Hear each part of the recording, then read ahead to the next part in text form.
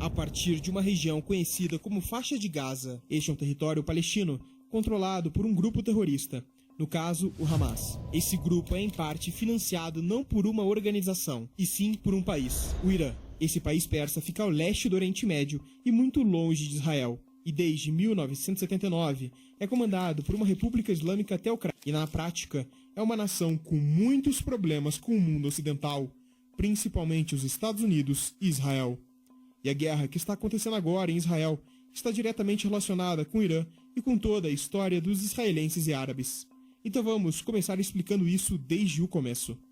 Após a Primeira Guerra Mundial, o Império Otomano foi derrotado, e com isso os territórios que antes eles controlavam foram transferidos para nações europeias vitoriosas da guerra. Foram vários territórios diferentes, mas o que precisamos ver de fato é esse aqui, que foi concedido aos britânicos. Em 1920, eles assumiram a responsabilidade do território chamado de Palestina, e a partir daqui, mais de 100 mil judeus emigraram para a Palestina durante as próximas 2 décadas do mandato britânico. Nessa época, os problemas começaram. Os árabes que viviam na região há milênios se revoltaram contra a imigração em massa de judeus. Esse evento ficou conhecido como a Revolta Árabe de 1936 e levou à morte de muitas pessoas de ambos os lados. Depois disso, na Segunda Guerra Mundial, em 1939, a situação se intensificou. Os judeus foram perseguidos na Europa e precisavam de um refúgio. E é exatamente o que você está pensando agora. O refúgio foi a Palestina.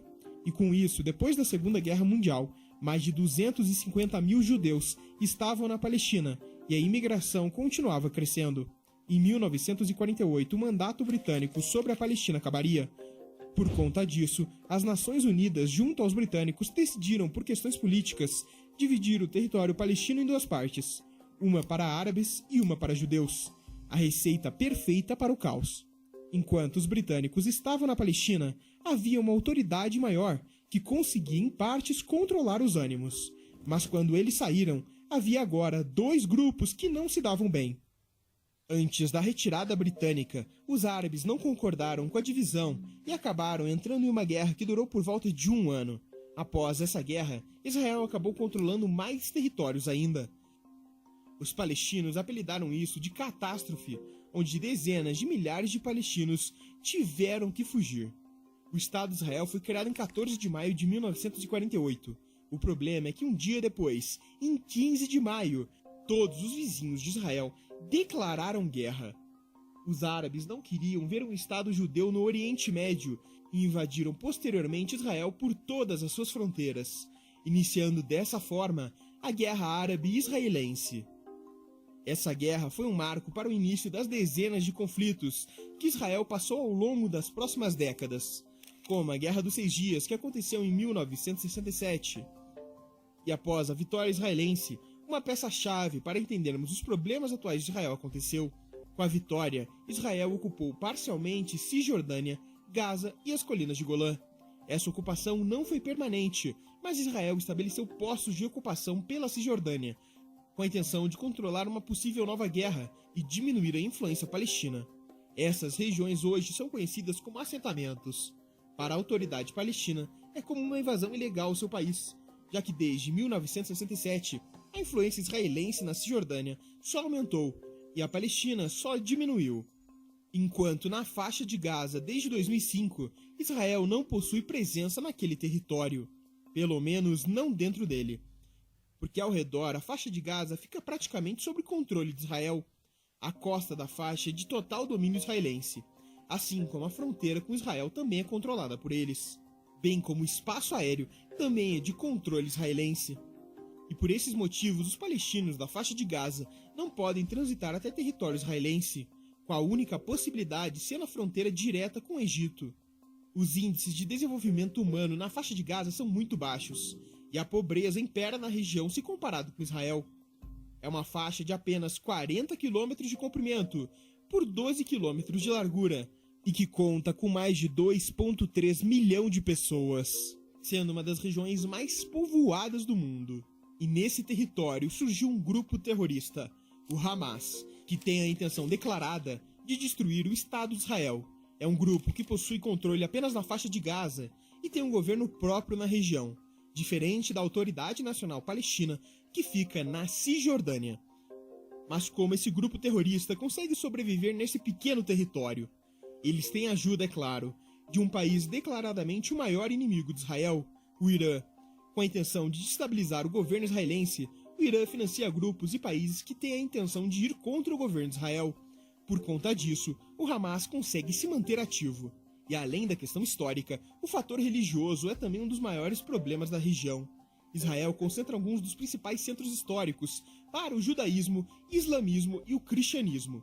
Para se ter uma noção, nos países ao redor de Israel, quase 97% da população é islâmica, enquanto em Israel, 82% é judaica.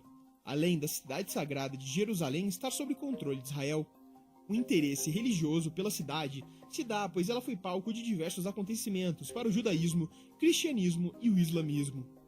Templos religiosos como o Muro das Lamentações e o Monte do Templo são importantes para judeus e islâmicos. E para os cristãos, em principal é a Igreja do Santo Sepulcro. E por todos esses motivos que o Hamas ataca Israel constantemente e fez com que Israel entrasse em uma nova guerra. Israel acaba de ser atacado a partir de uma região conhecida como Faixa de Gaza. Este é um território palestino controlado por um grupo terrorista, no caso, o Hamas. Esse grupo é em parte financiado não por uma organização, e sim por um país, o Irã. Esse país persa fica ao leste do Oriente Médio e muito longe de Israel, e desde 1979 é comandado por uma república islâmica teocrática, e na prática é uma nação com muitos problemas com o mundo ocidental, principalmente os Estados Unidos e Israel. E a guerra que está acontecendo agora em Israel está diretamente relacionada com o Irã e com toda a história dos israelenses e árabes. Então vamos começar explicando isso desde o começo. Após a Primeira Guerra Mundial, o Império Otomano foi derrotado, e com isso os territórios que antes eles controlavam foram transferidos para nações europeias vitoriosas da guerra. Foram vários territórios diferentes, mas o que precisamos ver de fato é esse aqui, que foi concedido aos britânicos. Em 1920, eles assumiram a responsabilidade do território chamado de Palestina, e a partir daqui, mais de 100 mil judeus emigraram para a Palestina durante as próximas 2 décadas do mandato britânico. Nessa época, os problemas começaram. Os árabes que viviam na região há milênios se revoltaram contra a imigração em massa de judeus. Esse evento ficou conhecido como a Revolta Árabe de 1936 e levou à morte de muitas pessoas de ambos os lados. Depois disso, na Segunda Guerra Mundial, em 1939, a situação se intensificou. Os judeus foram perseguidos na Europa e precisavam de um refúgio. E é exatamente o que você está pensando agora. O refúgio foi a Palestina. E com isso, depois da Segunda Guerra Mundial, mais de 250 mil judeus estavam na Palestina e a imigração continuava crescendo. Em 1948, o mandato britânico sobre a Palestina acabaria. Por conta disso, as Nações Unidas, junto aos britânicos, decidiram, por questões políticas, dividir o território palestino em 2 partes, uma para árabes e uma para judeus. A receita perfeita para o caos. Enquanto os britânicos estavam na Palestina, havia uma autoridade maior que conseguia, em partes, controlar os ânimos. Mas quando eles saíram, havia agora 2 grupos que não se davam bem. Antes da retirada britânica, os árabes não concordaram com a divisão e acabaram entrando em uma guerra que durou por volta de 1 ano. Após essa guerra, Israel acabou controlando mais territórios ainda. Os palestinos apelidaram isso de catástrofe, onde dezenas de milhares de palestinos tiveram que fugir. O Estado de Israel foi criado em 14 de maio de 1948. O problema é que um dia depois, em 15 de maio, todos os vizinhos de Israel declararam guerra. Os árabes não queriam ver um Estado judeu no Oriente Médio e invadiram posteriormente Israel por todas as suas fronteiras, iniciando dessa forma a Guerra Árabe-Israelense. Essa guerra foi um marco para o início das dezenas de conflitos que Israel passou ao longo das próximas décadas, como a Guerra dos 6 Dias, que aconteceu em 1967. E após a vitória israelense, uma peça-chave para entendermos os problemas atuais de Israel aconteceu. Com a vitória, Israel ocupou parcialmente Cisjordânia, Gaza e as colinas de Golã. Essa ocupação não foi permanente, mas Israel estabeleceu postos de ocupação pela Cisjordânia, com a intenção de controlar uma possível nova guerra e diminuir a influência palestina. Essas regiões hoje são conhecidas como assentamentos. Para a autoridade palestina, é como uma invasão ilegal ao seu país, já que desde 1967 a influência israelense na Cisjordânia só aumentou e a Palestina só diminuiu. Enquanto na faixa de Gaza, desde 2005, Israel não possui presença naquele território, pelo menos não dentro dele. Porque ao redor, a faixa de Gaza fica praticamente sob controle de Israel. A costa da faixa é de total domínio israelense, assim como a fronteira com Israel também é controlada por eles, bem como o espaço aéreo também é de controle israelense. E por esses motivos, os palestinos da faixa de Gaza não podem transitar até território israelense, com a única possibilidade sendo a fronteira direta com o Egito.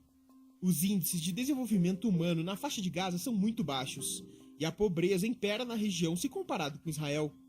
É uma faixa de apenas 40 km de comprimento por 12 km de largura, e que conta com mais de 2,3 milhão de pessoas, sendo uma das regiões mais povoadas do mundo. E nesse território surgiu um grupo terrorista, o Hamas, que tem a intenção declarada de destruir o Estado de Israel. É um grupo que possui controle apenas na faixa de Gaza e tem um governo próprio na região, diferente da Autoridade Nacional Palestina, que fica na Cisjordânia.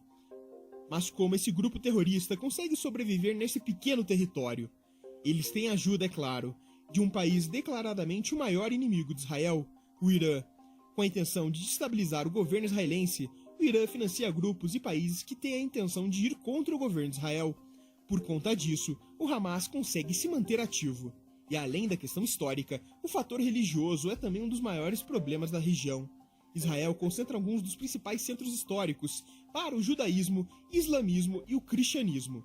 Para se ter uma noção, nos países ao redor de Israel, quase 97% da população é islâmica, enquanto em Israel, 82% é judaica.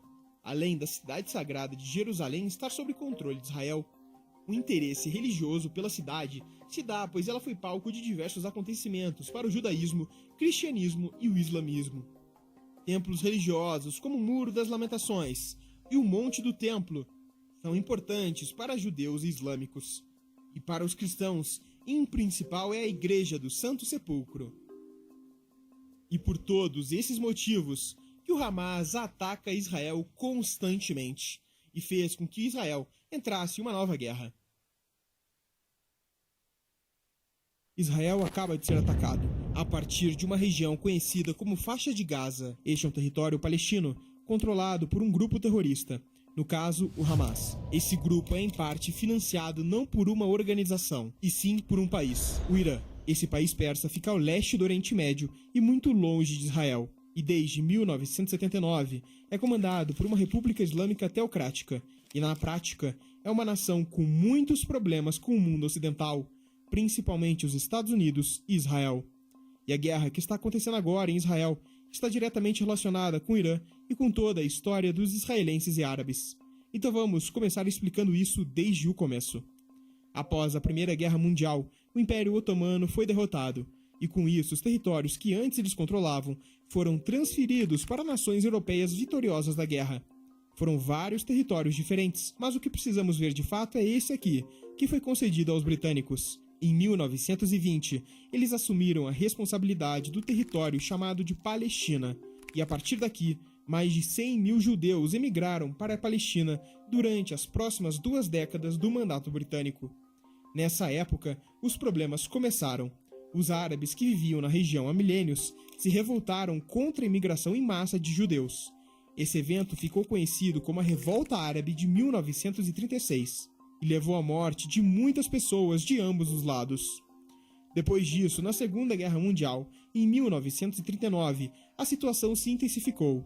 Os judeus foram perseguidos na Europa e precisavam de um refúgio. E é exatamente o que você está pensando agora. O refúgio foi a Palestina. E com isso, depois da Segunda Guerra Mundial, mais de 250 mil judeus estavam na Palestina e a imigração continuava crescendo. Em 1948, o mandato britânico sobre a Palestina acabaria. Por conta disso, as Nações Unidas, junto aos britânicos, decidiram, por questões políticas, dividir o território palestino em 2 partes, uma para árabes e uma para judeus. a receita perfeita para o caos. Enquanto os britânicos estavam na Palestina, havia uma autoridade maior que conseguia em partes controlar os ânimos. Mas quando eles saíram, havia agora dois grupos que não se davam bem.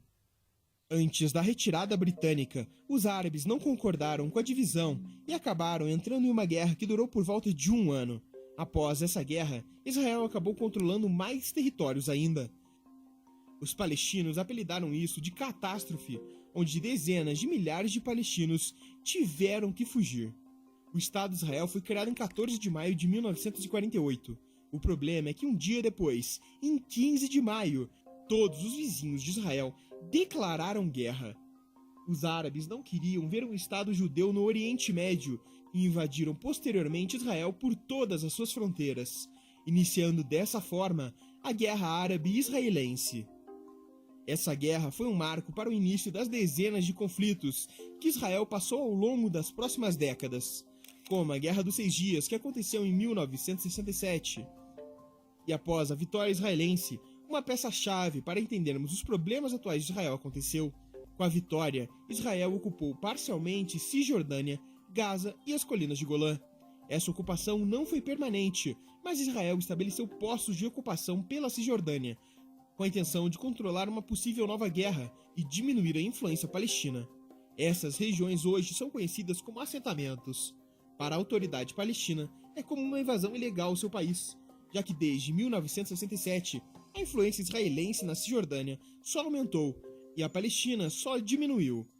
Enquanto na faixa de Gaza, desde 2005, Israel não possui presença naquele território, pelo menos não dentro dele. Porque ao redor a faixa de Gaza fica praticamente sob controle de Israel. A costa da faixa é de total domínio israelense, assim como a fronteira com Israel também é controlada por eles, bem como o espaço aéreo também é de controle israelense. E por esses motivos, os palestinos da faixa de Gaza não podem transitar até território israelense, com a única possibilidade sendo a fronteira direta com o Egito. Os índices de desenvolvimento humano na faixa de Gaza são muito baixos, e a pobreza impera na região se comparado com Israel. É uma faixa de apenas 40 km de comprimento por 12 km de largura e que conta com mais de 2,3 milhão de pessoas, sendo uma das regiões mais povoadas do mundo. E nesse território surgiu um grupo terrorista, o Hamas, que tem a intenção declarada de destruir o Estado de Israel. É um grupo que possui controle apenas na faixa de Gaza e tem um governo próprio na região, diferente da Autoridade Nacional Palestina, que fica na Cisjordânia. Mas como esse grupo terrorista consegue sobreviver nesse pequeno território? Eles têm ajuda, é claro, de um país declaradamente o maior inimigo de Israel, o Irã. Com a intenção de destabilizar o governo israelense, o Irã financia grupos e países que têm a intenção de ir contra o governo de Israel. Por conta disso, o Hamas consegue se manter ativo. E além da questão histórica, o fator religioso é também um dos maiores problemas da região.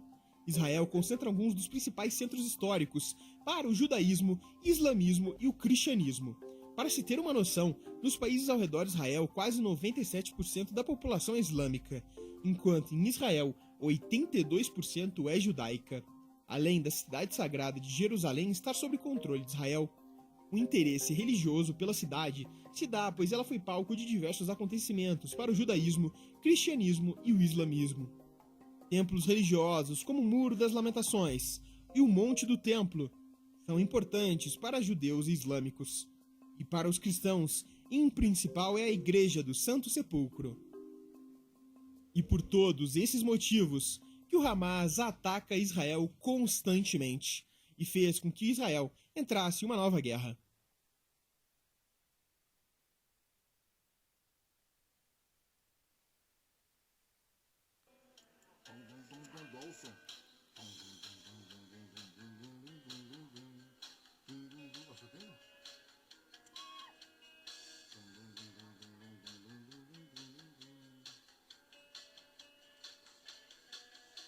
Você me faz correr demais os riscos desta highway.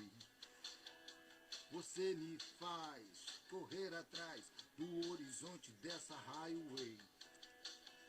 Ninguém por perto, silêncio no deserto, deserta a highway. Estamos sós e nenhum de nós sabe exatamente onde vai parar. Mas não precisamos saber pra onde vamos, nós só precisamos ir. Não queremos ter o que não temos, nós só queremos viver. Sem motivos nem objetivos, nós estamos vivos e é tudo, sobretudo a lei dessa infinita highway.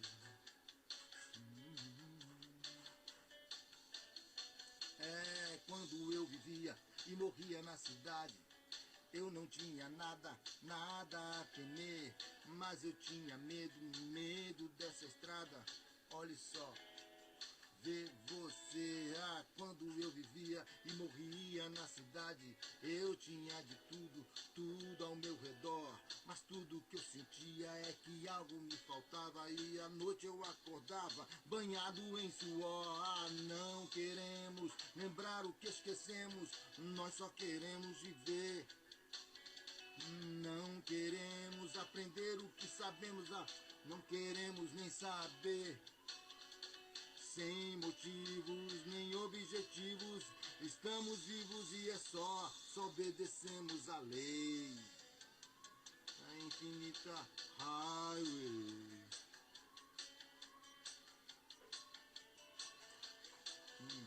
Escute, garota, o vento canta uma canção dessas que a gente nunca canta sem razão. Me diga, garota, será a estrada uma prisão? Eu acho que sim. Você finge que não, mas nem por isso ficaremos parados, com a cabeça nas nuvens e os pés no chão. Tudo bem, garota, não adianta mesmo ser livre, se tanta gente vive sem ter com que viver. E estamos sós e nenhum de nós sabe onde vai parar. Estamos vivos sem motivos, que motivos temos pra estar atrás de palavras escondidas nas entrelinhas do horizonte dessa highway, silenciosa highway.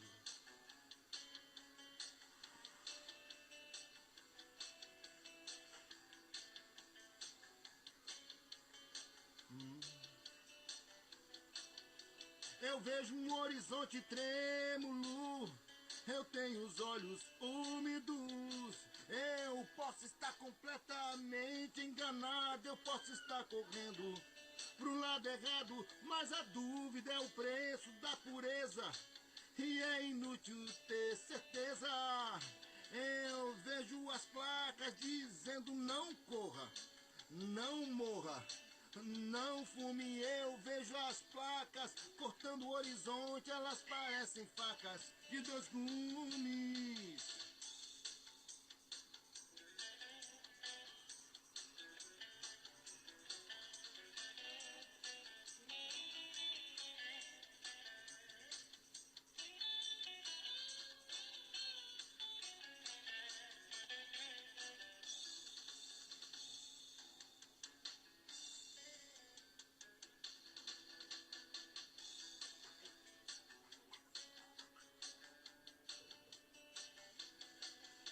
Minha vida é tão confusa quanto a América Central, por isso não me acuse de ser irracional. Escute, garota, façamos um trato, você desliga o telefone se eu ficar muito abstrato. Eu posso ser um beatnik ou um bitolado,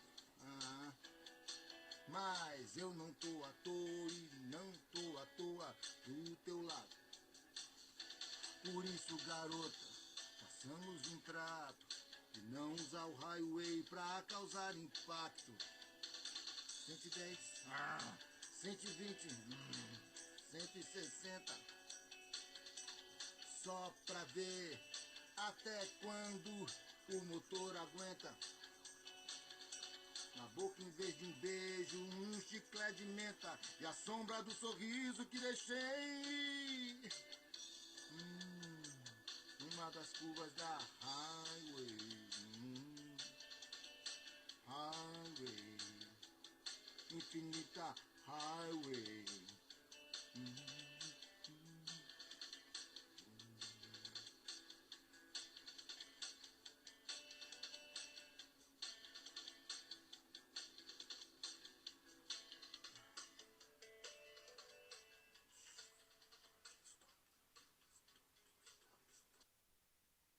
Esse é o mapa do mundo e todo ele é controlado por apenas uma nação no norte da África, o Egito. Mas as regiões mais impactadas estão aqui, vindo desde a Tasmânia, na Oceania, até o norte do Japão, englobando diversos países asiáticos como a China, Vietnã e até Singapura. O Egito também afeta imensamente toda a Europa, que é extremamente dependente dele. E não só isso, o Egito tem em suas mãos o controle de todo o Oriente Médio, com países que estão presentes no Golfo Pérsico, no Golfo de Omã e principalmente no Mar Vermelho, dependendo exclusivamente dele. E para entendermos isto, temos que olhar tudo mais de perto. Para esta região, essa é a cidade de Suez, e aqui temos a entrada do Canal de Suez. Ele se estende da entrada da cidade até o porto de Said, quando deságua em outro mar, o Mar Mediterrâneo, que banha diversos países da Europa. Esse canal leva os navios vindos da Ásia Oriental, Sudeste Asiático, o Sul da Ásia e da Ásia Ocidental para o resto de todo o mundo, principalmente para os portos do sul da Europa. O mesmo acontece do lado contrário, com produtos vindos de toda a Europa e da América do Norte. Esse canal foi criado pelo homem e não é uma passagem natural. O intuito dele é acelerar as viagens marítimas. Antes dele existir, os navios vindos de toda a Ásia teriam que escolher exclusivamente um caminho para atravessar o mundo, pelos mares do Oceano Índico, circulando a ilha de Madagascar e todo o sul da África para chegar finalmente até o Oceano Atlântico do Sul. E depois daqui, partiria para os portos do oeste da África, América do Sul, América Central, América do Norte e por fim para a Europa. E por isso foi criado o Canal de Suez, para tornar as viagens muito mais rápidas entre os continentes e principalmente baratear o custo de mercadorias exportadas. Mas a questão é que quem controla esse canal controla as movimentações marítimas pelo mundo. Antes da criação desse canal, o navio que estivesse indo do Mar da Arábia até Londres teria que enfrentar um longo caminho. Já depois do Canal de Suez, ele encurtaria em torno de 8.900 quilômetros. Isso representa uma imensa quantidade de combustível que não será gasta e um imenso tempo encurtado. Para efeito de comparação, vamos pegar um navio cargueiro porta-containers Panamax. Este navio pode consumir até 239.400 litros de combustível marítimo por dia. Digamos então que este navio saia daqui do Mar da Arábia e tenha rota até o porto de Londres. Ele levará em média de 25 dias para concluir a rota, e assim irá gastar mais de 6 milhões de litros de combustível. Mas se não houvesse o Canal de Suez, ele faria 8.900 quilômetros a mais, e assim gastaria 2 milhões de litros de combustível a mais por fazer esta rota. Essa é a importância do Canal de Suez para o mundo. Todos os anos passam mais de 19 mil navios apenas por este canal. Mas então, o que aconteceria se o Egito fechasse esse canal? Bom, isso já aconteceu, na verdade algo semelhante. No dia 23 de março de 2021, o navio Ever Given encalhou no Canal de Suez e deixou um prejuízo bilionário para as empresas de exportação. E para entendermos isto, vamos primeiro entender este canal. Vindo do Mar Mediterrâneo, temos duas rotas. A da esquerda para a entrada de navios cargueiros e a da direita para a saída deles. Mais abaixo, passamos por algumas divisórias para acelerar o processo de movimentação dos navios, pois anteriormente à duplicação do canal, os navios teriam que passar exclusivamente por apenas um canal, fazendo com que todo o sistema demorasse mais. Mas foi aqui que o navio Ever Given encalhou, no final ou início da rota, e por esta região não ser duplicada, ele bloqueou toda a movimentação por todo o canal, impedindo assim tanto que os navios vindos do Oriente ou do Ocidente não pudessem passar. O impacto econômico que este navio provocou foi gigantesco para o mundo, além de prejuízos bilionários que diversas empresas orientais e ocidentais tiveram. O maior problema foi realmente a quebra da cadeia de produção. Stephen Flynn, professor de Ciências Políticas da Universidade Americana de Northwestern, disse: a interrupção de uma semana desse tamanho continuará a ter efeitos em cascata. Demorará cerca de 60 dias antes que as coisas se resolvam e voltem ao normal. Os efeitos indiretos incluem congestionamento nos portos, bem como navios que não estão no lugar certo para sua próxima viagem programada. Mais importante ainda são as cadeias de suprimentos, que já sofreram com a escassez de containers em meio ao boom de compras do Covid-19. Se apenas um navio que ficou encalhado por alguns dias impactou toda a produção mundial, imagine o que um governo não poderia fazer.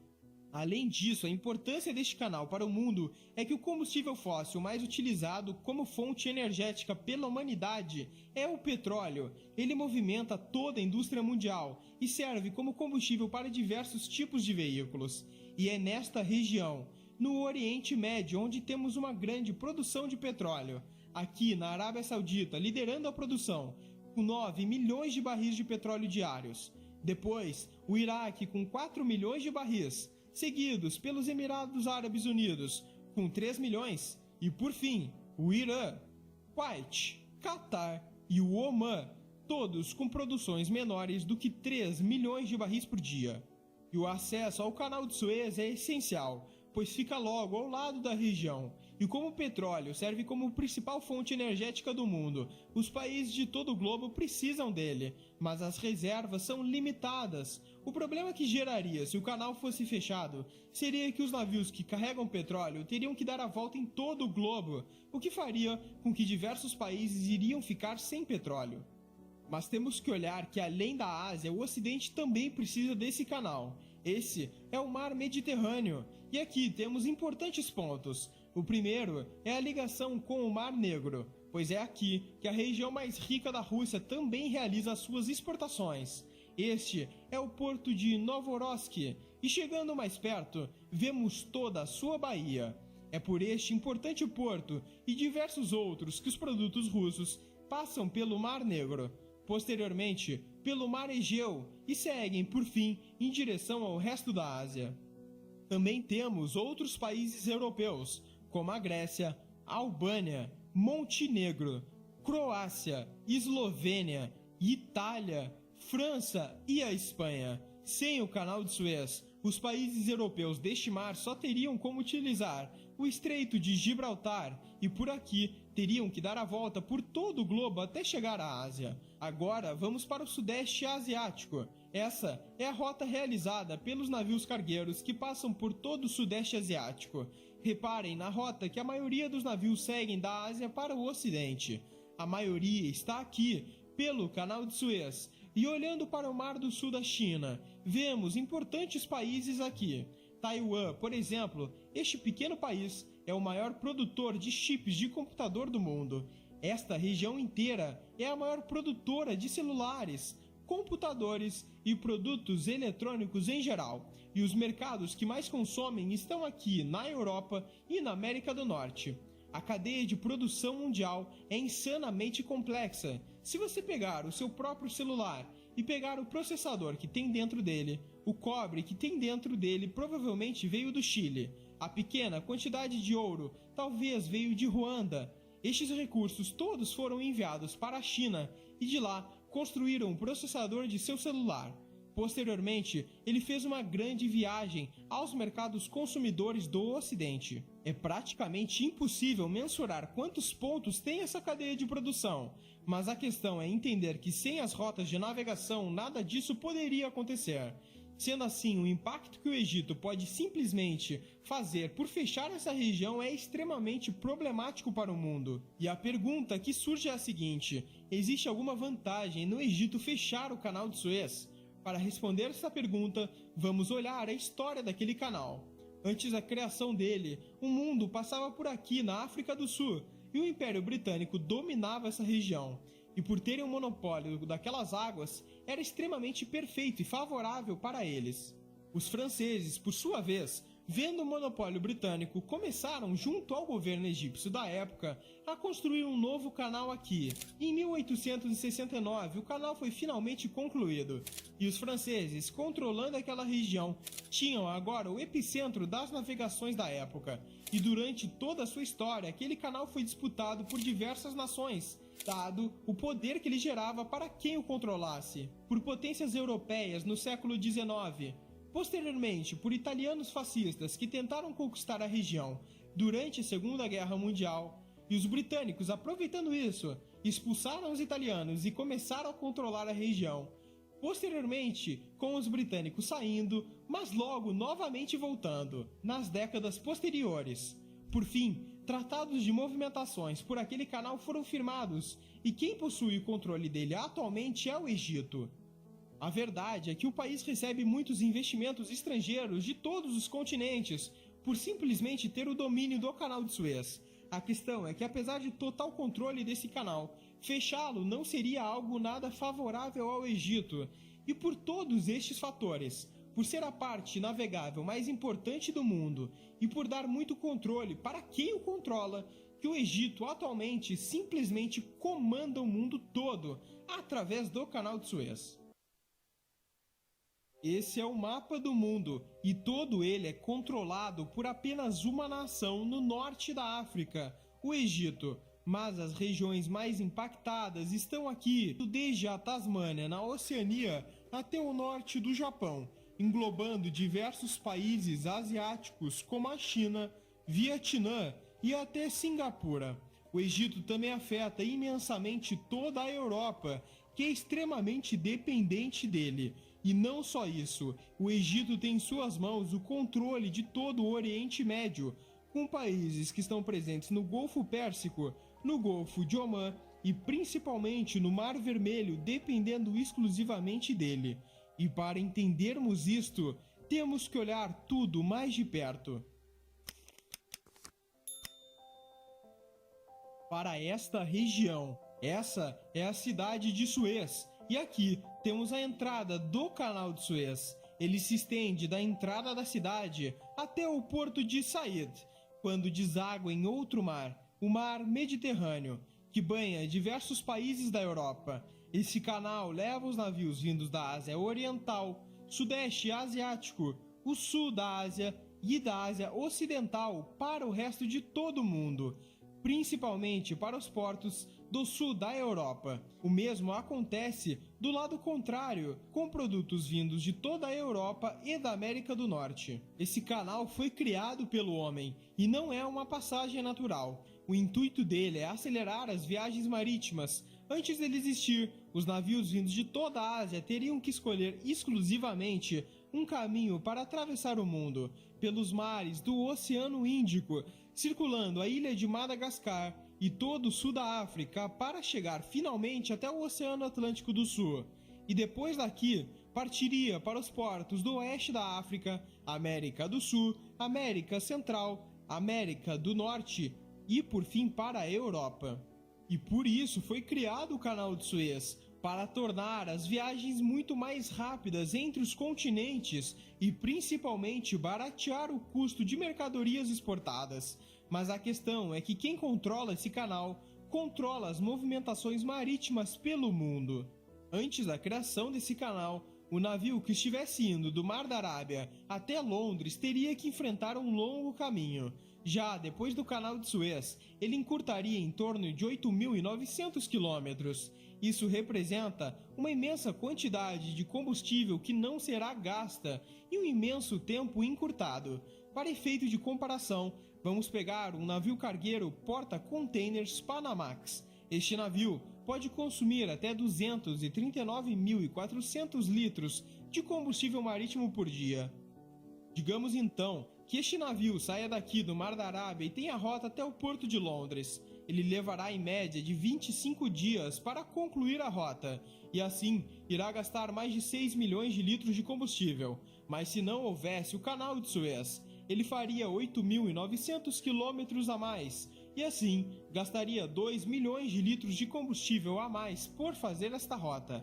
Essa é a importância do canal de Suez para o mundo. Todos os anos passam mais de 19 mil navios apenas por este canal. Mas então, o que aconteceria se o Egito fechasse esse canal?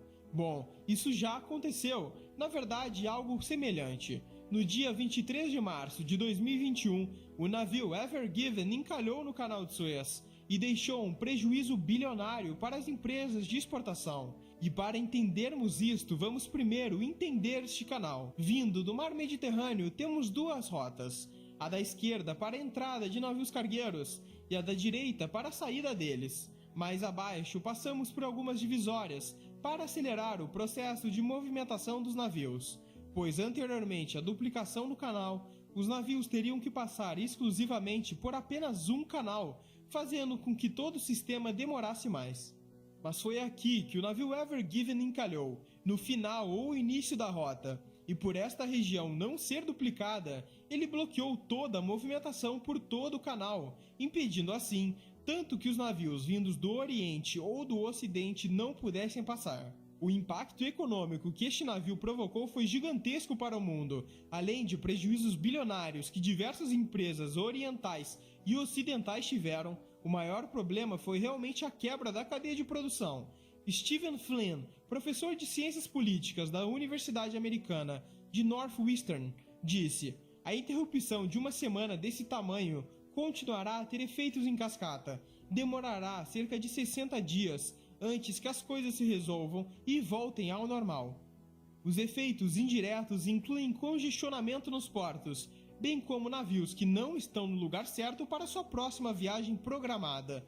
Mais importante ainda são as cadeias de suprimentos, que já sofreram com a escassez de containers em meio ao boom de compras do Covid-19. Se apenas um navio que ficou encalhado por alguns dias impactou toda a produção mundial, imagine o que um governo não poderia fazer. Além disso, a importância deste canal para o mundo é que o combustível fóssil mais utilizado como fonte energética pela humanidade é o petróleo. Ele movimenta toda a indústria mundial e serve como combustível para diversos tipos de veículos. E é nesta região, no Oriente Médio, onde temos uma grande produção de petróleo. Aqui na Arábia Saudita, liderando a produção, com 9 milhões de barris de petróleo diários. Depois, o Iraque com 4 milhões de barris, seguidos pelos Emirados Árabes Unidos, com 3 milhões. E por fim, o Irã, Kuwait, Catar e o Omã, todos com produções menores do que 3 milhões de barris por dia. E o acesso ao canal de Suez é essencial, pois fica logo ao lado da região, e como o petróleo serve como principal fonte energética do mundo, os países de todo o globo precisam dele, mas as reservas são limitadas. O problema que geraria se o canal fosse fechado seria que os navios que carregam petróleo teriam que dar a volta em todo o globo, o que faria com que diversos países iriam ficar sem petróleo.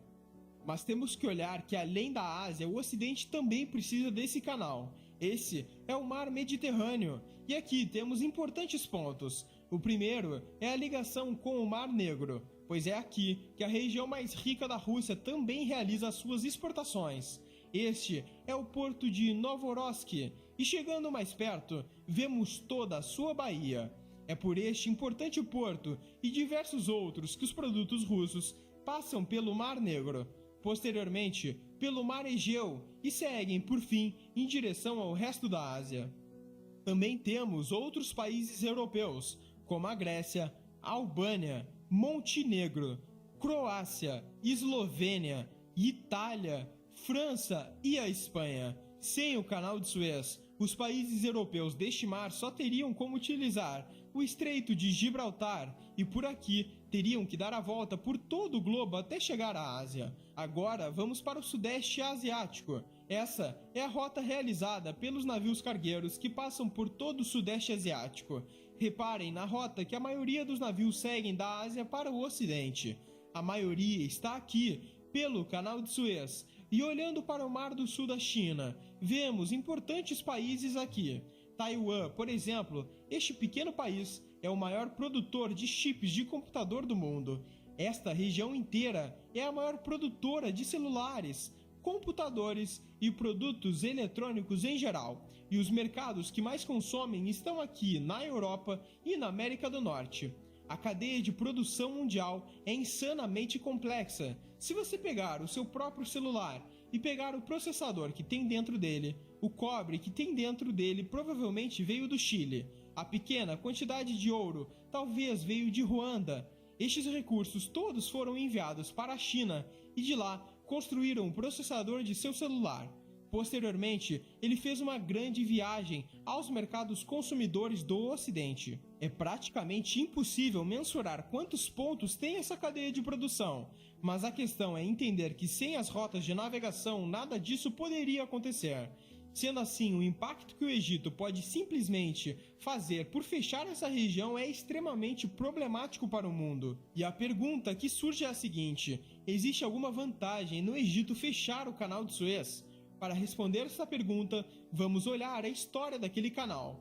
Antes da criação dele, o mundo passava por aqui na África do Sul e o Império Britânico dominava essa região. E por terem um monopólio daquelas águas, era extremamente perfeito e favorável para eles. Os franceses, por sua vez, vendo o monopólio britânico, começaram, junto ao governo egípcio da época, a construir um novo canal aqui.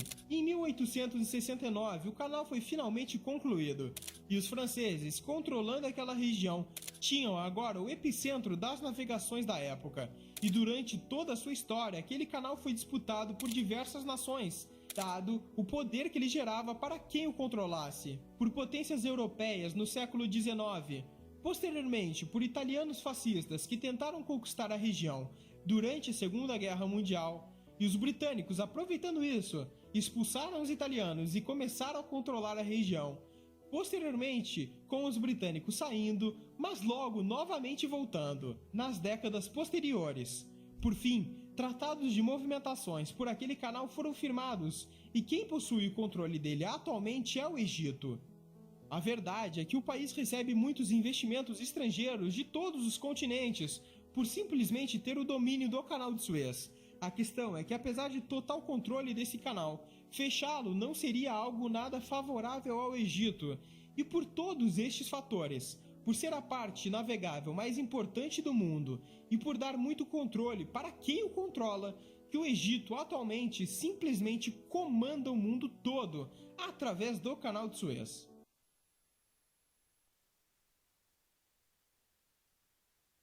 Não há um valor fixo de salário diário para todos os assalariados. O valor depende do salário mensal de cada pessoa. Para calcular o valor do dia de trabalho, basta dividir o salário mensal por 30. Exemplo: com base no salário mínimo de 2025, o valor do salário mínimo no Brasil em 2025 é de R$ 1.518. Para calcular o salário diário, a fórmula é: salário diário igual a salário mensal, 30. R 50,60. Portanto, o valor diário do salário mínimo em 2025 é de R$ 50,60. O cálculo para outros salários. O mesmo método pode ser aplicado para qualquer salário mensal. Por exemplo, salário de R$ 2.000,00 dividido por 30 igual R$ 66,67 por dia. Salário de R$ 3.000,00 dividido por 30 igual R$ 100 por dia. É importante notar que esse cálculo é uma estimativa para fins trabalhistas, já que o número de dias no mês pode variar.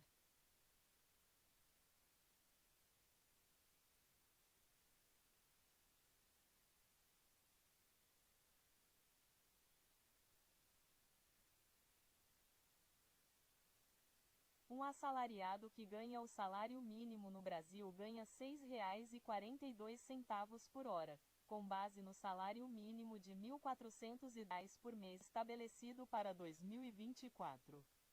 Este valor é calculado dividindo o salário mensal por 220 horas de trabalho, que é a carga horária padrão de um mês com 44 horas semanais de trabalho, como aponta o Guia Trabalhista. 1. Salário mínimo, 2024, R$ 1.412 por mês. 2. Horas de trabalho mensais: 220 horas, equivalente a 44 horas semanais. E 3. Cálculo do valor da hora: R$ 1.412. 220 horas igual a R$ 6,42 por hora. É importante notar que este é o valor mínimo, e o cálculo do salário por hora de um trabalhador que ganha mais que o mínimo deve ser feito dividindo o salário mensal pelo total de horas trabalhadas no mês, 220, por exemplo.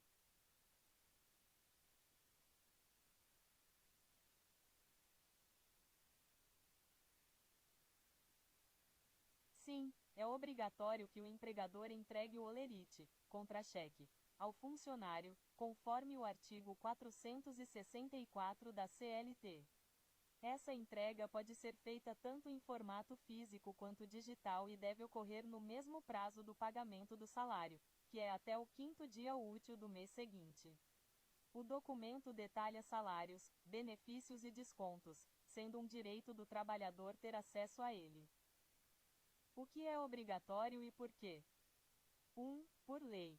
A Consolidação das Leis do Trabalho, CLT, no artigo 464, obriga a empresa a fornecer um recibo de pagamento. 2. Transparência. O holerite é fundamental para que o trabalhador possa verificar se o pagamento e os descontos foram feitos corretamente. E 3. Comprovação. O documento serve como comprovante de renda, o que é necessário para diversas finalidades, como solicitar crédito. Como o holerite deve ser entregue? Formato: pode ser entregue em versão impressa ou digital, online. Prazo: a entrega deve acontecer no prazo de pagamento do salário, que é até o 5º dia útil do mês subsequente ao trabalhado. Consequências para a empresa: penalidades. A não entrega do holerite pode acarretar multas e outras penalidades trabalhistas para o empregador. Direito do trabalhador: o funcionário tem o direito de exigir o documento, mesmo que já tenha recebido o salário na conta, pois precisa saber o detalhamento dos valores.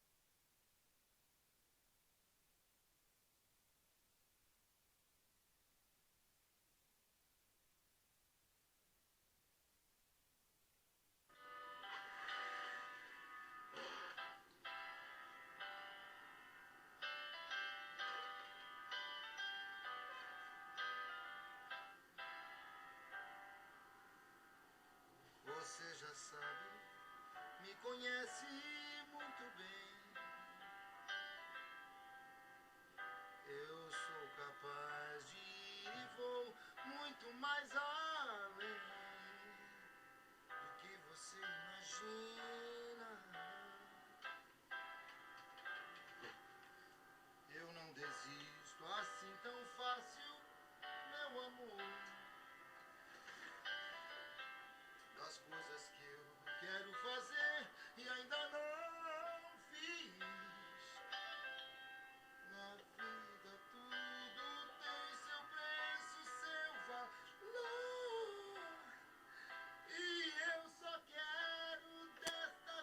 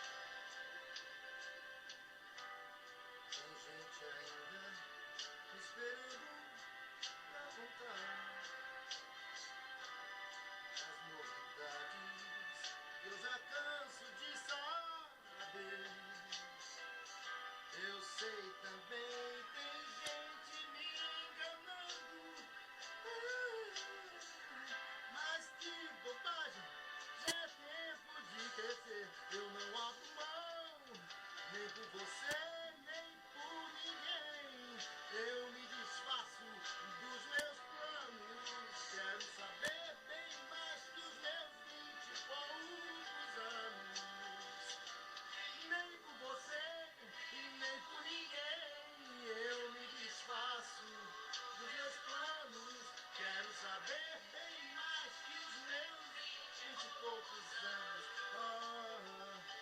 E nem por você, por ninguém, eu me disfaço dos meus planos. Quero saber bem mais que os meus 52 anos. Nem por você, nem por ninguém, eu me desfaço dos meus planos.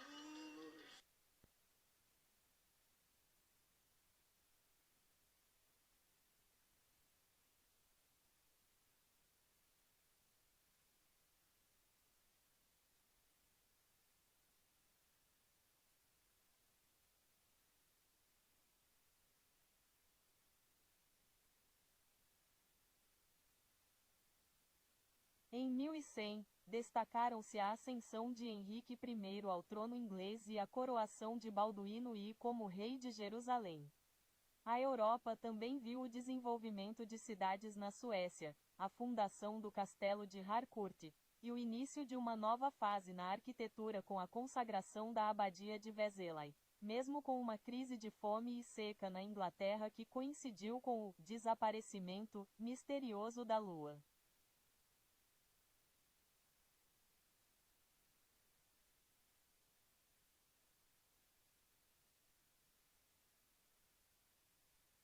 Política e realeza. 1. Inglaterra. Henrique I tomou o trono inglês de seu irmão Roberto II e foi coroado em agosto. Ele também se casou com Matilda da Escócia. 2. Jerusalém. Balduíno I foi coroado rei de Jerusalém em dezembro. 3. França. Filipe I elevou seu filho Luís VI como co-governante do reino. 4. Castela. O conde de Henrique auxiliou Afonso VI de Castela na Batalha de Malagon contra os almorávidas. 5. Dinamarca. As vilas de Kalmar, Kungalv e Varberg, na Suécia, foram elevadas à categoria de cidade. E 6. Polônia. Boleslau II, duque da Polônia, iniciou uma guerra civil contra seu meio-irmão Zbigniew. Religião e cultura. 1. Arquitetura. Foi consagrada a abadia de Vézelay, na França, e o castelo de Harcourt foi construído por Roberto I de Harcourt. 2. Religião. O arcebispo de Braga, D. Geraldo, viajou para Roma para buscar a dignidade metropolítica para a sede Braga junto ao Papa Pascoal II. E 3. Islândia. O Elfing, parlamento islandês, decidiu que as leis deveriam ser escritas, data aproximada. Outros acontecimentos. 1. Crise na Inglaterra. Fortes chuvas causaram danos às plantações e fome na população. 2. Desaparecimento da Lua. Um fenômeno astronômico, possivelmente uma erupção vulcânica, fez com que a Lua desaparecesse do céu por horas, um evento que foi registrado em manuscritos da época. E 3. Expansão. O imperador Anaurata de Myanmar fez uma peregrinação ao Ceilão e retornou para converter o país ao budismo Theravada.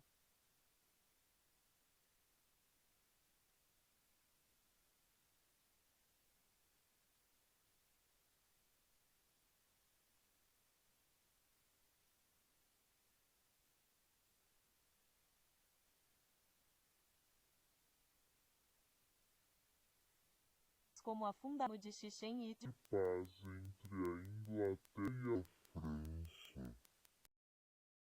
Angoleme e o início de expedições vikings à América.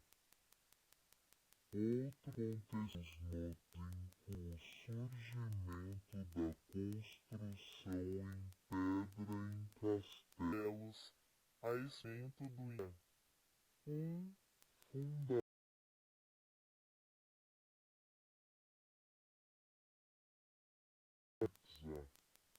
A cidade maia de Chichen Itza é abandonada. 3. Expansão do Estado Shimo. o Estado Timor expande seu território. E 4. Expedições vikings. Os vikings iniciam expedições de exploração à América do Norte, estabelecendo acampamentos em Vinland. Europa. 1. Quarta Cruzada. Balduíno X, conde de Flandres, decide participar da Quarta Cruzada. 2. Tratado de Legulé. Reis da Inglaterra e da França assinam um tratado de paz. 3. Casamento do rei João. O rei João da Inglaterra casa-se com Isabel de Anguleme. 4. Construção em pedra. Castelos começam a ser construídos em pedra e tijolos, com novas dependências defensivas, como celeiros, estábulos, muralhas, fossos e torres de vigia. E 5. Clima. A Grã-Bretanha vivenciava um período de clima quente, o que permitia o cultivo em terrenos mais altos.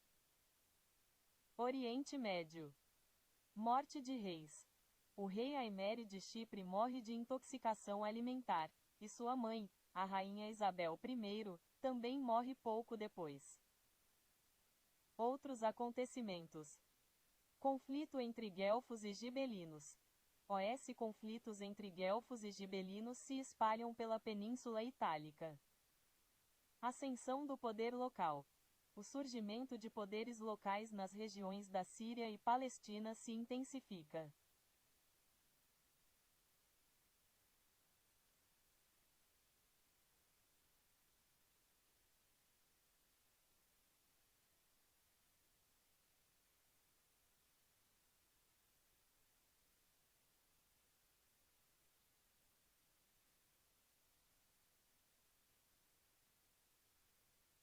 Em 1300, primeiro jubileu cristão em Roma, que atraiu 2 milhões de peregrinos e influenciou o início do Renascimento italiano, com a presença de artistas como Giotto. Na Europa, o período também marcou o início de uma crise de fome, a preparação para o início da Guerra dos 100 Anos entre França e Inglaterra. Esta aqui é a Síria, um país que o seu território é um grave problema geográfico. Começando pelas suas fronteiras, o país é ocupado por vários grupos militares que trazem um caos para a nação, como os turcos e milícias ao norte, o governo sírio, seus aliados ocupando a maior parte do país, mas também as forças de rebeldes curdos que lutam na região, além de vários grupos paramilitares por toda a Síria. E ainda existem potências militares dentro do seu território, como os Estados Unidos, a própria Turquia e a Rússia. E um dos motivos para isso acontecer é que todo esse território é muito conturbado, dado que aqui temos a Crescente Fértil, uma região que se estende desde o sul da Turquia até o Kuwait, sendo limitada a oeste pela Península Arábica e a leste pelo deserto da Arábia. Essa área historicamente deu vida e sucumbiu diversos impérios que controlaram a Crescente Fértil. Foi assim com o Egito, foi assim com o Império Assírio, foi assim com os Macedônios, mas também foi assim mais recentemente com o Império Otomano. Fato é que essa área interliga todo o Oriente Médio pela região mais fértil deste subcontinente. E para entendermos mais a fundo o problema geográfico da Síria, temos que olhar a sua história, como o país chegou até a guerra que está hoje e por que a Crescente Fértil parece uma zona de eternos conflitos. Historicamente, a região onde a Síria está sempre viveu grandes conflitos, guerras e instabilidades.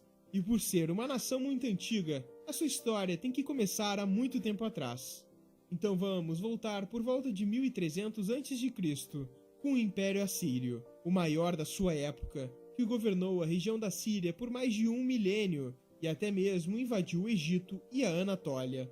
Com isso, os egípcios e os hititas fizeram o primeiro tratado de paz da história, ambos temendo os sírios. Em seguida começou a era dos grandes imperadores. Primeiro vieram os persas e depois Alexandre o Grande, com o Império da Macedônia. Continuando com a história, vieram as legiões romanas que também conquistaram as terras sírias e foram sucedidos pelo Império Bizantino. Mas a mudança mais importante na Síria foi a arabização, com 90% da Síria se tornando árabe muçulmana. Alguns sírios escolheram o Islã e alguns árabes se mudaram para lá também, e Damasco se tornou a capital do Califado Islâmico. Séculos depois, cristãos conscientes dos muçulmanos iniciaram as cruzadas, e 100 anos depois, Saladino conquistou a maioria das cidades dos cruzados. Nesse período também, invasores vieram do leste, primeiro os mongóis, e depois Tamerlão, que saqueou Damasco e Alepo, matando a maioria das pessoas em ambas as cidades. Por fim, a paz chegou à terra síria, com os otomanos, que governaram por 400 anos até o início da Primeira Guerra Mundial, quando em 1920, após a guerra, vieram os franceses, com seu modelo de colonialismo. Instauraram, junto aos otomanos, o que viria a ser o grande problema da Síria hoje, as suas antigas subdivisões, que vieram com a saída dos franceses também em 1946. E foi aí que, na verdade, os grandes problemas começaram a acontecer. Mas para entendermos isso, vamos voltar um pouco ainda, no Império Otomano. Em 1916, o Império Otomano entrou na Primeira Guerra Mundial ao lado do Império Alemão. Quando eles foram derrotados, os países vitoriosos decidiram dividir o Império Otomano desta forma. Esse pedaço era a colônia direta britânica, este outro um novo Estado árabe sob influência britânica, este pedaço colônia direta francesa, e outro sob influência francesa. Já este aqui fazia parte do Império Russo, e este último era de administração internacional. E o problema é que essas subdivisões não levavam em conta os grupos étnicos presentes naquele território. No caso da Síria, fazia parte de um Estado árabe sob influência francesa, mas haviam vários grupos étnicos diferentes neste mesmo território, e agrupar esses grupos em um país só, chamado Síria, causaria grandes problemas no futuro. São cerca de 30 milhões de curdos no mundo todo, divididos entre a Turquia, o Iraque, a Síria e o Irã. Esse povo era nômade, mas durante o fim do Império Otomano foram obrigados a permanecer naqueles territórios. Com isso, os curdos lutam em busca de uma região autônoma, ou um novo Estado curdo. O problema é que a Turquia considera os curdos uma possível ameaça. Por conta disso, a Turquia visa estabelecer uma zona segura no norte da Síria e realiza ataques constantes a esse território. A Turquia visa criar um tipo de barreira contra possíveis curdos e manter seu país longe da guerra da Síria. Mas essa é uma parte da história apenas, porque o território da Síria está tão dividido que vários vácuos de poder foram criados no país historicamente. Em 2013, quando o governo sírio voltou sua atenção para reprimir violentamente manifestantes, isso deixou um vácuo de poder no norte. Foi aí que grupos jihadistas do ISIS entraram em cena, e a partir de 2013, porções significativas dessa região, que era lar da maior minoria étnica da Síria, os curdos, foram conquistados pelos ISIS. Mas as milícias curdas resistiram com sucesso. Os Estados Unidos também apoiaram com suporte aéreo e treinamento do terreno contra o ISIS. E em 2015, milícias curdas e não curdas se uniram para formar as Forças Democráticas Sírias e começaram a empurrar o ISIS para longe. Isso abriu caminho para a expansão de um território liderado pelos curdos, que já estava estabelecido aqui. E para entendermos os outros conflitos internos que persistem até hoje, temos que analisar os pontos fortes e fracos da região. A Síria sofre pela falta de barreiras naturais. Veja bem, ao sul existe a maior barreira natural, e uma das únicas, o deserto sírio, que compreende grande parte do país. Esse deserto é cercado por algumas cadeias de montanhas, e é nessa região que os conflitos são menos intensos. Mas na parte oeste, entre Damasco e as fronteiras com a Turquia, grupos terroristas como o Estado Islâmico ainda atuam contra o governo sírio. Esse governo, por sua vez, se desestabilizou ao longo da Guerra Civil Síria. O motivo é muito simples. Esse gráfico pode nos explicar isso. O governo da Síria está lutando contra diversos inimigos ao mesmo tempo, como as Forças Democráticas Sírias, que são basicamente os curdos, o Exército Livre da Síria, que é um grupo armado de civis e desertores, contra o governo. Só que esses grupos não estão sozinhos. Os Estados Unidos e a Turquia apoiam indiretamente o Exército Livre da Síria, bem como a Rússia e o Irã apoiam diretamente o governo sírio. Com tantos interesses por trás e apoios de grandes nações, a Síria parece estar sempre longe do fim da guerra. Essas potências estrangeiras não estão lá sem motivos. A Síria está no coração do Oriente Médio e é uma peça-chave no tabuleiro geopolítico mundial. O atual ditador do país, Bashar al-Assad, faz frente aos Estados Unidos, e por isso países que sofrem sanções econômicas como o Irã e a Rússia não querem perder um aliado importante no Oriente Médio, enquanto a Turquia e os Estados Unidos tiveram tentativas de derrubar indiretamente o governo de Assad. Além disso, o problema geográfico da Síria vai ainda muito além do seu próprio território. O Irã é declaradamente um grande inimigo dos Estados Unidos, e por conta disso está impossibilitado de exportar petróleo para alguns países aliados dos Estados Unidos, e isso inclui as rotas principais pelo Canal de Suez. Os navios iranianos, quando tentam exportar petróleo, geralmente são detidos no Canal de Suez ou no Mar Mediterrâneo, e o país é uma porta de entrada do Irã e da Rússia para o mundo ocidental. E, portanto, perder a Síria é um péssimo negócio para eles. Por todos esses motivos, existem tantos conflitos nessa região, por antigas divisões não levando em consideração as etnias, e por a Síria ser aliado de países anti-ocidente, que a guerra está sempre longe de acabar. E esse foi o problema geográfico da Síria. Este aqui é Israel, um dos países mais desenvolvidos do Oriente Médio, mas o seu território tem um grave problema geográfico.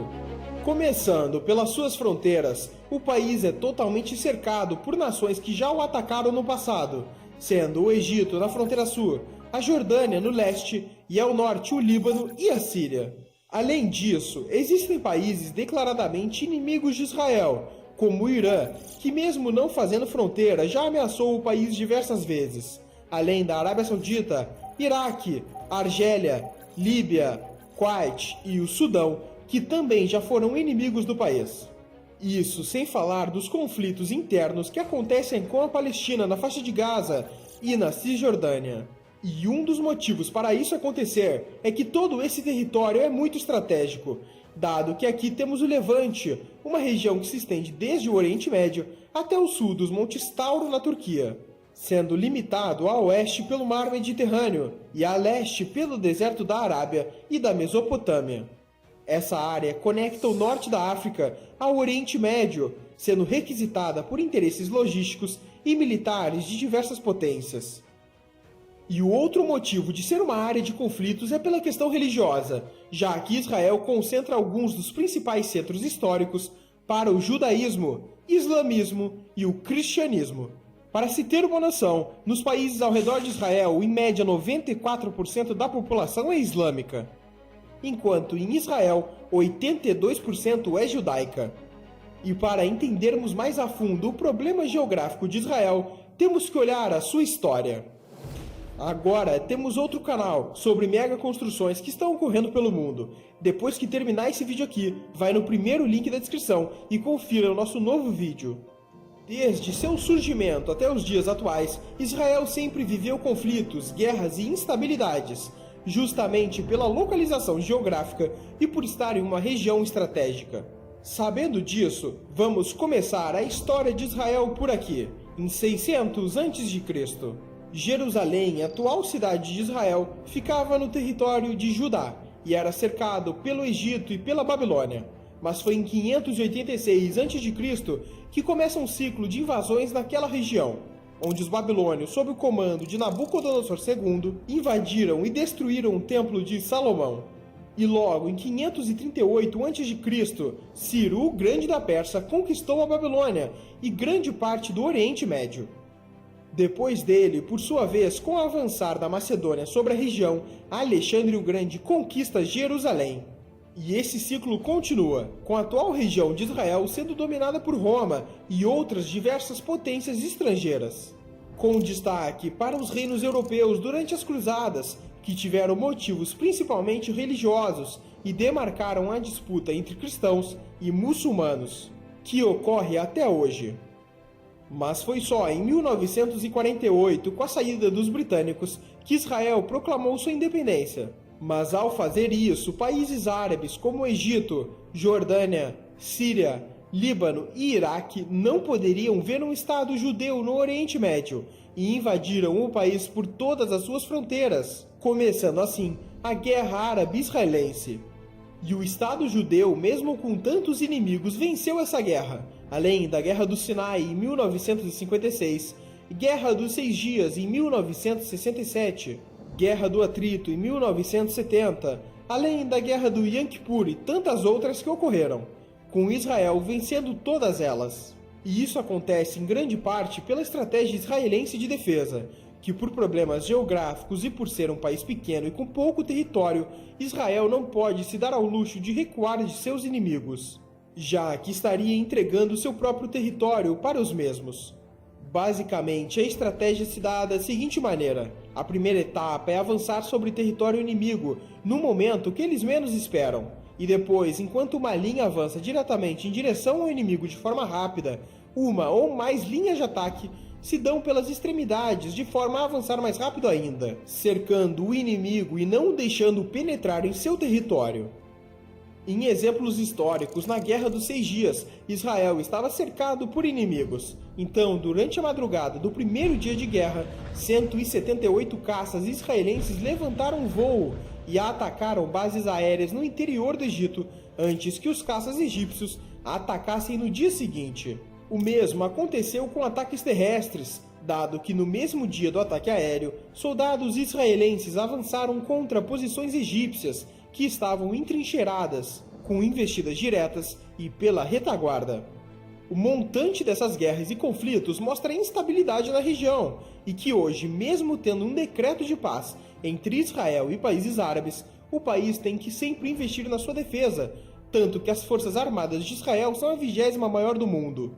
E da sua população de 9 milhões de habitantes, 600 mil são militares. Mas voltando ao território atual de Israel, para entendermos os conflitos internos que persistem até hoje, temos que analisar os pontos fortes e fracos da região. Diferente de países como os Estados Unidos, que possuem ótimas barreiras naturais e poucas fronteiras, Israel sofre nesse sentido, pois tem 3 barreiras naturais problemáticas. Sendo o Sinai, que por ser justamente uma área desértica e pouco habitada, ela dificulta o envio de forças militares até o deserto de Negev. A outra região são os desertos ao sudeste que protegem Negev e chegam até o Mar Vermelho. E por fim, o deserto que começa por volta de 40 quilômetros ao leste do Rio Jordão, que protege das possíveis ameaças vindas da Jordânia. Mas essa região em específico só funciona se Israel mantiver o controle da Cisjordânia, uma região de maioria palestina, o que é um problema para o país. E talvez esse seja o maior problema geográfico de Israel: os conflitos com a Palestina. Basicamente, a Palestina é um território dividido em 2 partes, sem ligação por terra: a Cisjordânia e Gaza. E dentro desses territórios temos regiões sob controle civil palestino e regiões controladas por Israel, conhecidas como assentamentos, que são como bairros protegidos por cercas e pelas forças israelenses. A proteção dessas regiões se dá basicamente porque a construção delas começou durante a Guerra dos 6 Dias contra os árabes, e as forças israelenses se estabeleceram nos territórios, e os conflitos entre israelenses e palestinos se intensificaram ao longo dos anos. Mas em 1993, em Oslo, Noruega, líderes israelenses e palestinos se reuniram e firmaram um acordo de paz, que estabelecia 3 áreas diferentes de ocupação na Cisjordânia. A primeira delas é a Área A, que seria administrada pelas autoridades palestinas. Já a Área B teria a administração palestina, mas controle militar de Israel. E por fim, a Área C, que é totalmente controlada por Israel. Muitos dos acordos firmados em Oslo foram mal sucedidos, mas as áreas permaneceram. E é na Área C que os israelenses têm dezenas e dezenas de assentamentos atualmente. Já a faixa de Gaza também é um território preocupante, pois é uma região densamente povoada, onde muitos refugiados palestinos se instalaram. E nela a quantidade e a recorrência de conflitos entre palestinos e israelenses é ainda maior. E foi por esse conjunto de fatores que em 2002 os israelenses começaram a construção de um muro que se estende por todo o território entre Israel e a Cisjordânia. O mesmo aconteceu na cidade de Jerusalém, onde temos um grande muro que ronda todo o território. E falando em Jerusalém, esse é o ponto final. O interesse pela cidade se dá pelos vários lugares religiosos nela. Por exemplo, os principais lugares judeus que se destacam são 2, o Muro das Lamentações e o Monte do Templo. Já para os cristãos, em principal, é a Igreja do Santo Sepulcro, e para os islâmicos, a Cúpula da Rocha. E hoje em dia, a cidade inteira está sob controle de Israel, e as perspectivas para o futuro são que continue assim. Mas as ameaças pela tomada de Jerusalém por parte de países árabes continuam. Os países lutaram pela tomada de Jerusalém durante sua história, e isto pode voltar a acontecer. E é incrível como um país tão pequeno e tão limitado territorialmente conseguiu se tornar a potência que é hoje, mesmo com todos os seus percalços geográficos. E esse foi o problema geográfico de Israel. Eu vim te lembrar de assistir esse vídeo aqui sobre mega construções que estão ocorrendo pelo mundo. Vai no primeiro link da descrição e confira o nosso novo vídeo sobre a muralha de 400 quilômetros que o Japão está construindo. Eu tenho certeza que você não vai se arrepender. Israel acaba de ser atacado a partir de uma região conhecida como Faixa de Gaza. Este é um território palestino controlado por um grupo terrorista, no caso, o Hamas. Esse grupo é em parte financiado não por uma organização, e sim por um país, o Irã. Esse país persa fica ao leste do Oriente Médio e muito longe de Israel, e desde 1979 é comandado por uma república islâmica teocrática, e na prática é uma nação com muitos problemas com o mundo ocidental, principalmente os Estados Unidos e Israel. E a guerra que está acontecendo agora em Israel está diretamente relacionada com o Irã e com toda